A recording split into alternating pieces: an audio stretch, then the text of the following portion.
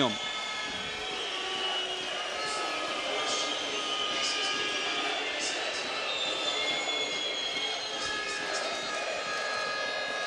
Pamätáme si, čo tu vyviedli v decembri minulého roka fanúšikovia Spartaka Moskva v zápase proti Žiline v Lige majstrov, kde bol zápas dokonca prerušený.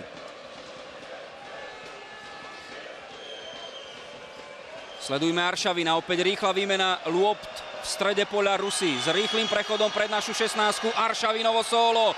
Skvelá akcia, fantastický Mucha. Polovica prvého polčasu je za nami, maradonovské solo, teraz predviedla ruská raketa.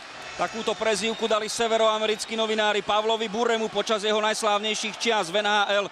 No a v Premiership v anglickej lige si túto prezývku vyslúžil Andrej Aršavin. Pozrite sa, ako sa dostal cez Mira Karhana, kľúčka na Hubočana v pokutovom území, zvládol aj tento súboj s Martinom Škrtelom a všetko musel vyriešiť Jano Mucha. Opäť nepríjemnosť pred našou bránou, kde Pavľučenko predlžoval rohový kop Jurija Žirkova.